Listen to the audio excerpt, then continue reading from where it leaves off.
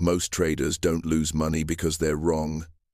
They lose money because they survive too long being careless with capital.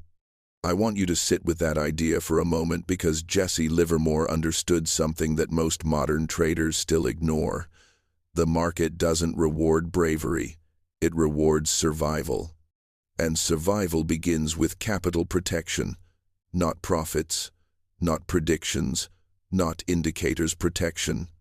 I'm speaking to you now not as a guru, not as a signal seller, but as someone who has watched traders rise, fall, and disappear.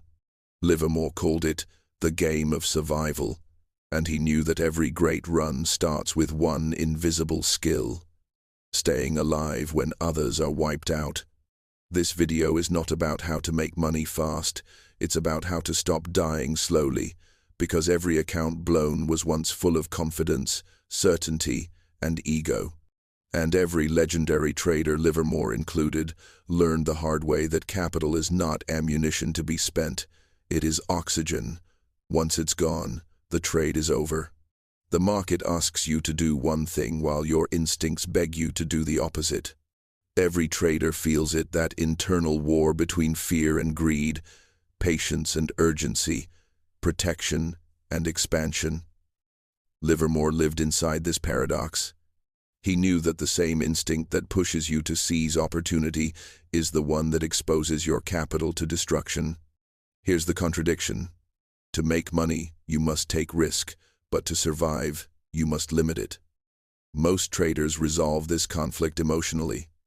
Livermore resolved it structurally. I've watched traders protect profits but ignore capital. They'll tighten stops after winning, yet loosen them after losing.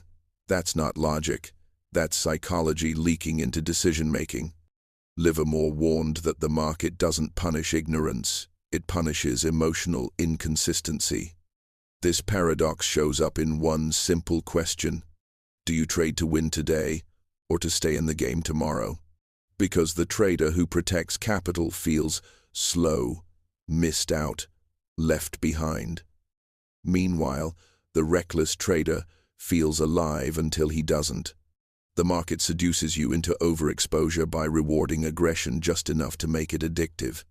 The most dangerous trade you'll ever take is the one you refuse to close. This is where capital protection breaks down, not in charts, not in entries, but in the mind. Jesse Livermore said, "The market doesn't beat traders, they beat themselves." And nowhere is that more true than when ego replaces discipline. The psychological trap is simple but lethal. Once money is at risk, logic gives way to hope. You stop managing capital and start managing emotions. A small loss becomes a temporary pullback. A violated stop becomes market manipulation. And suddenly, protecting capital feels like admitting failure. Livermore recognized this as the gambler's fallacy dressed up as analysis. The belief that because you were right eventually, the market owes you patience. But the market owes nothing. It doesn't care about your conviction, your research, or your rent.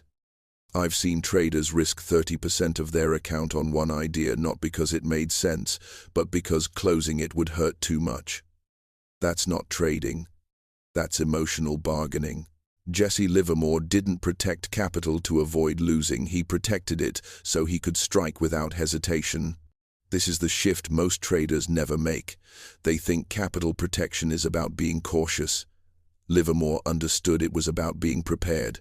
He believed the market only offers a few real opportunities each year, and if your capital is damaged when they arrive, your skill becomes irrelevant. Livermore's philosophy was ruthless and clear. The first rule of speculation is preservation of capital. Not growth, not excitement, preservation. He separated money into mental compartments. One portion was exposed to the market, the rest was untouchable, protected from impulse, revenge, and boredom. This wasn't fear-based, it was surgical. When Livermore lost, he lost small. When he won, he pressed hard. That asymmetry only works when capital protection is layered and enforced without emotion. There was a moment when Jesse Livermore was right about the market and still nearly destroyed himself. This is the part of the story most people skip. They talk about his legendary wins, but not the moments where his survival instincts were tested under fire. One such moment came after a strong winning streak. Livermore had read the tape correctly. The trend was real. The market was paying him. And that's exactly when danger entered the room. Confidence quietly turned into exposure. He began increasing size, not because risk had decreased, but because emotion had increased. Then the market paused, not reversed, just paused. And in that pause, many traders would freeze, rationalize, or double down. Livermore felt that pull too. He later admitted that the market punishes you most when you confuse being right with being safe. Instead of pressing harder, he reduced exposure. He protected the core of his capital even while the idea still looked valid. Days later, the market snapped violently against the position. Those who were right but unprotected were wiped out. Livermore survived not because he predicted the reversal, but because he respected uncertainty. Every trader eventually reaches a moment where protecting capital feels like giving up on themselves.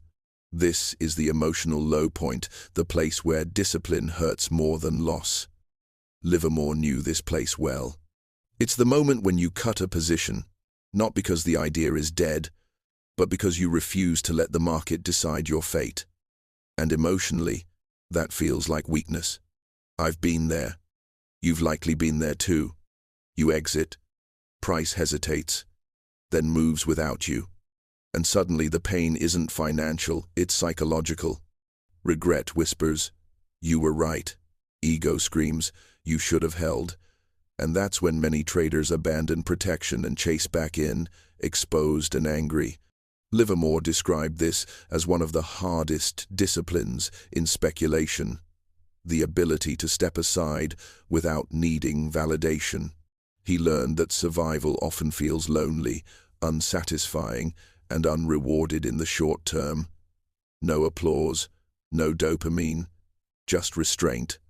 But here's the turning point. Livermore realized that the trader who survives emotional disappointment gains something priceless: clarity. When you're no longer desperate to be right, you can finally see the market as it is, not as you need it to be. Jesse Livermore's greatest rule wasn't about making money, it was about never needing to make it back. This was his breakthrough. He realized that the moment you feel pressure to recover losses, your capital is already compromised psychologically. So he built a rule that eliminated that pressure before it ever appeared. Livermore's rule was simple, but brutal. Never allow a single idea to damage your ability to trade tomorrow. That rule became the foundation of his three-layer protection system. The first layer was position-level defense risk defined before entry, never adjusted out of hope. The second layer was account-level defense maximum drawdown limits that triggered forced inactivity. The third layer was mental capital defense, stepping away when emotions rose, even if setups looked perfect. This wasn't caution, it was command. Livermore knew that discipline must override opportunity, because opportunity is endless but capital is not. If Livermore were trading today, he wouldn't fear the market, he'd fear overexposure disguised as opportunity. Modern traders face a battlefield. Livermore never did. Instant execution, extreme leverage, constant signals, endless noise. But here's the truth. Technology didn't change human psychology. It just made our mistakes faster. Livermore's three layers of capital protection fit perfectly into today's environment. In fact, they're more necessary now than ever. Why? Because modern traders don't lose slowly, they lose violently.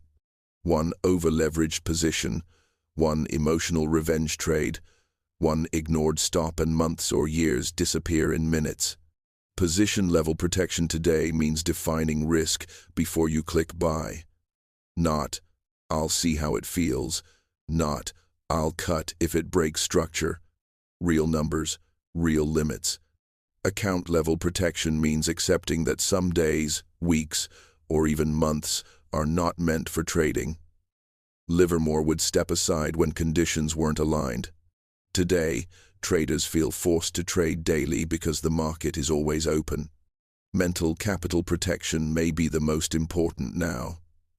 If your mind is overstimulated, tired, or angry, you are trading with damaged equipment. Capital protection only works when it's decided before emotion enters the room. This is where theory becomes structure. Jesse Livermore didn't rely on willpower, he relied on rules that activated automatically, especially when he felt strongest or weakest. I want to walk you through a practical, step-by-step way to build the 3 layers of capital protection into your own trading. Step 1. Position level defense. Before any trade, define the maximum loss in percentage, not emotion. One trade should never be capable of damaging your confidence or your weak. Livermore believed small losses were proof of professionalism. If the stop is hit, the decision is finished. No debate. Step 2. Account level defense. Set a daily and weekly drawdown limit. When it's reached, you stop trading, no exceptions. This protects you from revenge trading, the most expensive habit in speculation. Step 3. Mental capital defense. Create a non-negotiable rule. If you feel urgency, anger, or euphoria, you step away. Livermore knew the market would still be there tomorrow, but damaged psychology compounds faster than losses. In the end, survival is the most profitable trade you will ever make. Thanks for watching. Please like and subscribe.